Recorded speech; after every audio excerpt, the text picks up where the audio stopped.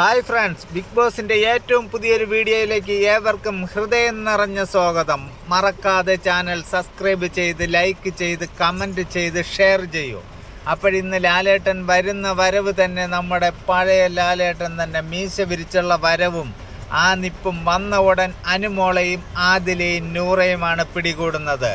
ചോദിക്കുന്ന വേറൊന്നുമല്ല, നിങ്ങൾക്ക് 3 പേർക്കും കൂടി എന്താണ് ഡ്രസ്സിങ് റൂമിൽ കാര്യം?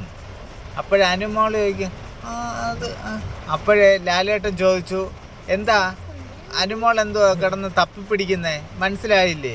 അത് ലാലേട്ടൻ ഞാൻ പിന്നെ പോയില്ല, അന്ന് പോയതാ. എന്താ ഇനി ഞാൻ ഡേറ്റ് എഴുതി സമയം എഴുതി തരണോ? എന്നും ടാർഗറ്റ് അനുമോൾ തന്നെയാണ്. അനുമോളെ ഈ സീസണിൽ കുടഞ്ഞൊരു പരുവമാക്കി നമ്മുടെ ലാലേട്ടൻ. അല്ലേ മോൻ, വിടുവോ?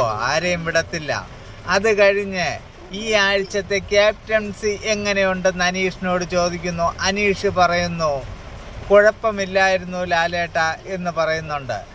അത് കഴിഞ്ഞ് ആദിലയോട് ലാലേട്ടൻ ചോദിച്ചു, എന്താണ് ആദിലെ, ക്യാപ്റ്റൻസിയിൽ പ്രശ്നങ്ങളുണ്ടായിരുന്നോ? ഇല്ല ലാലേട്ട, കുഴപ്പങ്ങളൊന്നുമില്ലായിരുന്നു, ചെറിയ പ്രശ്നങ്ങൾ. എന്തിനാണ് കിച്ചൺ ക്യാപ്റ്റൻ ലക്ഷ്മിയെ ആക്കിയത്, ബിന്നിയെ ആക്കാത്തത് എന്താ? അപ്പോഴേ ബിന്നി പറഞ്ഞു, ലാലേട്ട അത് വേറൊന്നുമല്ല, ലക്ഷ്മിക്കിട്ടൊരു പണി കൊടുത്തത് തന്നെയാണ്. ലക്ഷ്മിക്ക് പണിയൊന്നും അറിയത്തില്ലല്ലോ, അതുകൊണ്ട് ലക്ഷ്മിക്കിട്ടൊരു പണി കൊടുത്തതാണ് ആദില, അല്ലാതെ വേറൊന്നുമില്ല. എനിക്കതിൽ വിഷമമൊന്നുമില്ല ലാലേട്ട.